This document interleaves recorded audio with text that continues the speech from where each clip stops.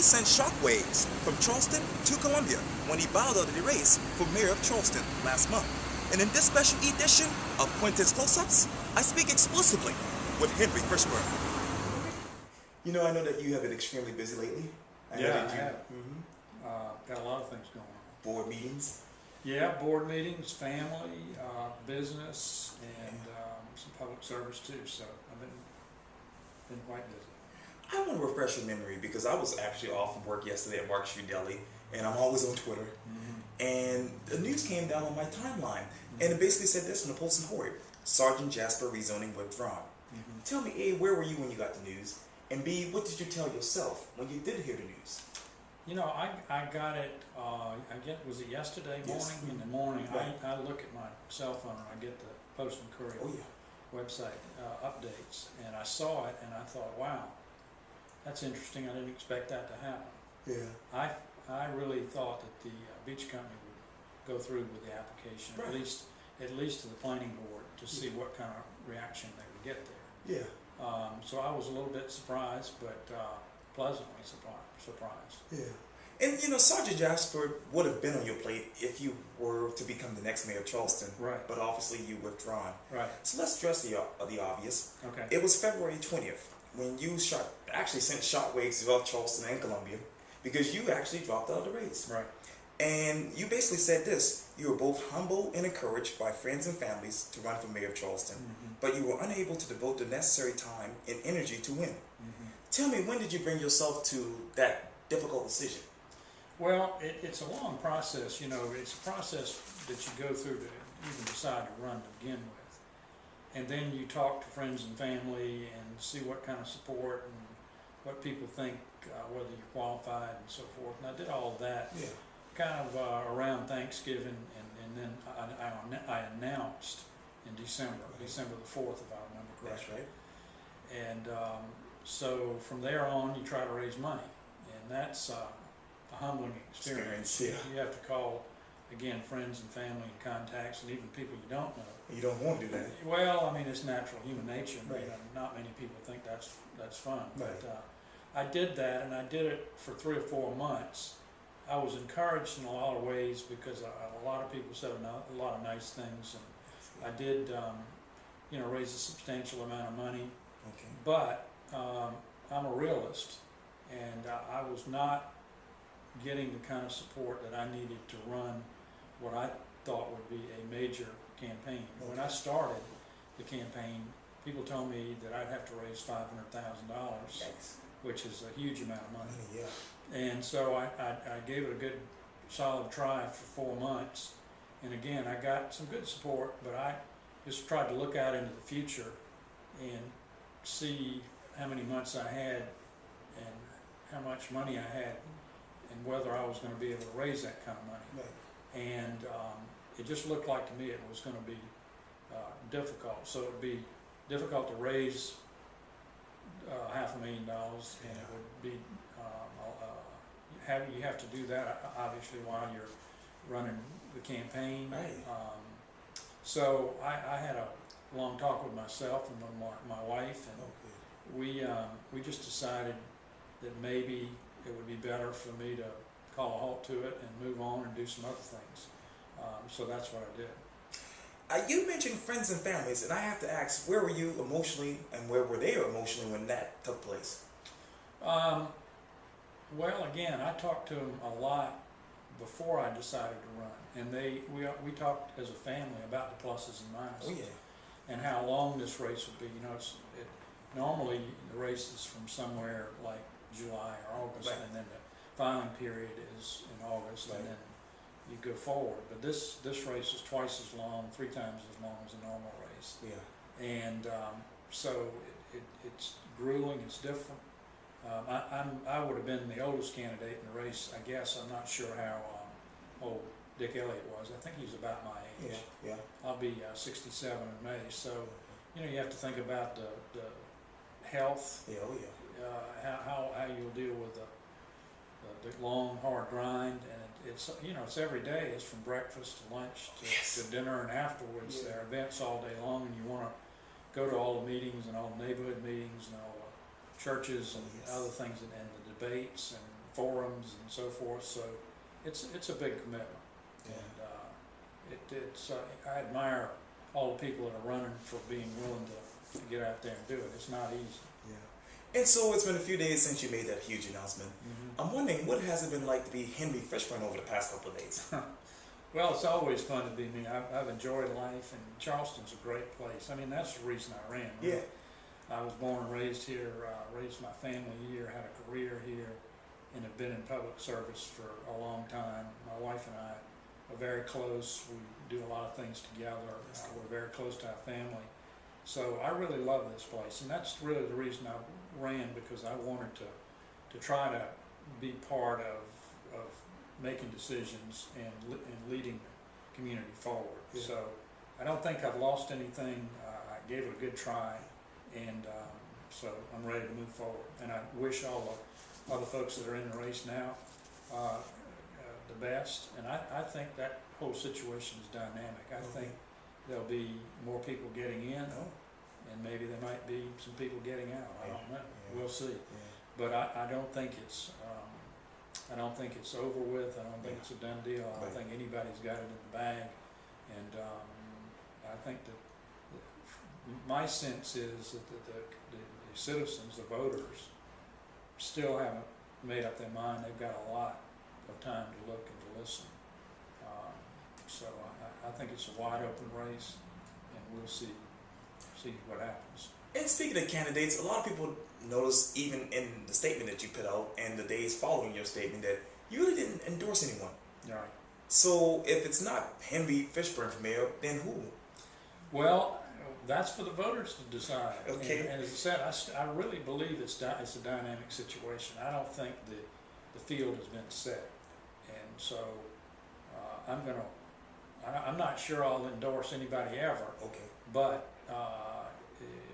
we'll see as the race develops. I think people kind of get what's called a voice. They get you get more of an idea of what they're really about, what their personality is about, what they can contribute to the community. Right. And it's going to be a big hole left by Mayor Riley. Oh yeah. And I don't think I think if you asked every one of the candidates, nobody can really replace him. Right. He gave his whole life to the community, his whole professional life. And if I'm not wrong, most of the folks in this race are 50 years old or older. Right. So they've had a big portion of their life and their career as they get into this. So it's a completely different situation. I was going to limit myself to 2 terms. I believe in term limits, and I've got a natural term limit with being 66. 8 more years would be kind of enough for anybody. And so I'd be interested to see whether the other candidates will think about term limits. I think term limits are good in general, and I think it would be good to have term limits for the mayor's office and for city council. I'm not sure exactly what. I think Mayor Morrison was 12 years, Mayor Gilliard was 16, and then Mayor Riley was 40. 40 may be a little bit too much, and 12 may not be enough, but that would be up to the city council to decide that in the future. But I think that provides the community with the opportunity for a turnover in leadership, and it provides the people that are thinking about coming into the leadership roles a real opportunity to know that they'll have a chance. Because incumbency is a very powerful force. It's hard to get to defeat an incumbent. So I think that's why I think the term limits are a good idea. So I had advocated that in the past when I was on city council, and I hope they will think about that in the future. And right before you jumped out of the race, as we mentioned, Dick Ellie did as well. And just last Friday, Wendell Gilliard decided not to get in the race altogether. So as we sit here right now, what does that tell you?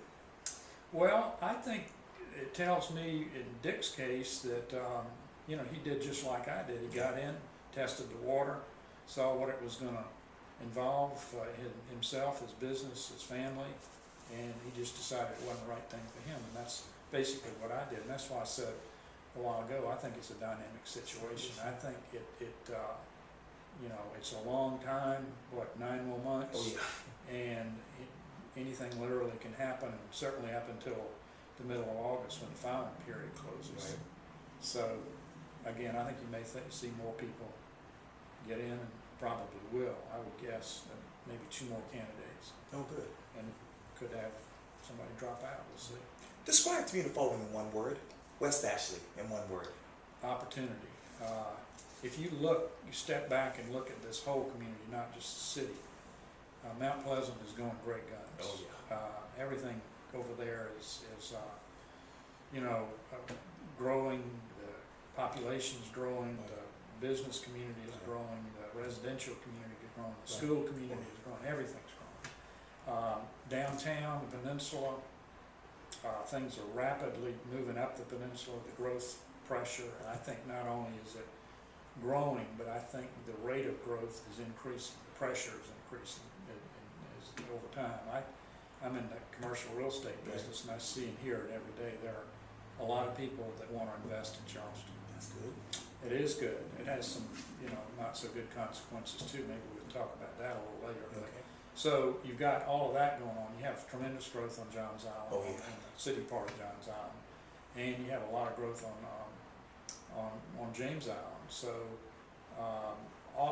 lots of progress, lots of growth. I think that's what causes most of the problems that we have. But Quintin, I don't know how long have you lived in Charleston? I've lived here all my life. Born and raised. Well, you're too young, I think, to remember Charleston when it was slow. Business was not growing. Things were not anywhere near as prosperous as they are now. So with that perspective that I have, and I think you have to a certain extent, there are a lot of good things happening in Charleston. Yeah. So we need to keep the good things happening, keep the progress going, but Sure. we need to remember about the other things that are going on that maybe aren't so good, and try to address those too. I-526. 526, a lot of pluses and minuses. I would support 526, and the main reason is we have to do something. People can't be commuting for an hour each way every day from West Ashley, either out on Savannah Highway or out on Johns Island or out Bees Ferry Road or Ashley River Road, and that's what's happening. So unless there's another alternative or better alternatives that are realistically put on the table, I think you'd have to say we've got to do something. And as everybody knows, 526 has been on the drawing board for 30 years. Yeah. And the money, it's a complicated situation, but the money, a lot of the money has been committed. The county's committed to it. The state highway is committed to it. So something has to be done. Maybe that's not the best answer, but until we come up with a better one, I think we need to support that one. Uber. Uber is an interesting concept. Again, I'm a little not quite as knowledgeable as your generation about how all the technology works, but I think it's basically a new technology that is competing with an old technology. The old cab system maybe needs to be a little bit more modern and more refreshed, and Uber is a very aggressive platform. The city council and the transportation committee are working on it. I think they're going to address that maybe even tonight at city council. I went to a couple of their meetings, and what I heard from them, they seemed to be on the right track to try to make it fair for the people that have been in that business, the transportation business, and fair for Uber at the same time, and making sure that they protect the public. Yeah. And after you announced the end of your candidacy, Courtney Daniels wrote on the Post Courier's Facebook page, quote, "Very sorry that Henry has withdrawn his candidacy from the mayoral race. He's a very intelligent and hard-working individual, and one of the few truly decent and honest people thinking of running. A real loss." A real loss. Tell me, what did you tell yourself when you hear all of these good comments about you? Well, it's gratifying, again, when you get to stage of life that I'm at, it's glad to know that people think well of me. Yeah. It really is, and that's really one of the most important things in life, I think, is if you try to be a good citizen, try to contribute, and make the place better than when you found it, then you do get some satisfaction about it. And I know Courtney and his family, they're a great family, been here for a long time, and they're great contributors too, but there are a lot of families all over in all the areas of the city black and white, they've done the same thing. Right. So I'm glad people think well of me, and I hope I can continue to contribute in the future. And from what I read, of course, you're still going to be working with Lee and Associates and Right. being involved with the community. Right. Obviously, you're not going to be the next mayor of Charleston. But what's next for Henry Fishburne? Couple of things. One, I am really enjoying my time on the airport board. Oh, yeah. I don't know whether you know Margaret Seidler and Helen Hill, and Walter Hunley, of course, our chairman, Andy Savage. There are a lot of good folks on that board. It's changed a lot just since I got on in June. Oh, good. New people coming on. I understand the legislature is looking at reducing it from 13 to 11 members. We've changed the committee structure just recently. Got a little more responsibility there. We combined 2 committees into one, and I'm the chairman of that. Okay. And then they did the same with a couple other committees. So there are some really interesting people out there. Paul Campbell. Oh, yes. Senator Paul Campbell, and Andy I mentioned, a great guy, Margaret, Helen. I enjoy working with ladies on these things. You know, that kind of goes back to city council. There's only one lady on the city council out of 12, Right. which I think hopefully that situation will balance out in the future. Yeah, there were, I think, 3 ladies on the council when I was there. Oh, yeah. And they obviously have a great perspective and a lot to contribute to the community. So I'm going to continue to do that. I'm continuing my work at Lee and Associates, which is a great organization. Yeah. I am happy to tell you that I'm going to have my first grandson in July. Congratulations. Yeah, well, we're thrilled about that. Yes. I've got 3 children, 2 of them married, and one of them, my son, is he and his wife are having a baby in July. We just couldn't be more pleased and excited. Yeah, that's exciting, Henry. Yeah, that really is. So we're all, the whole family is looking forward to that. That's going to be great. Yeah. Well, Henry Fishburne, this was so great. Thank you so much. Sure, man. Thank you. Nice to get to know you. Anytime.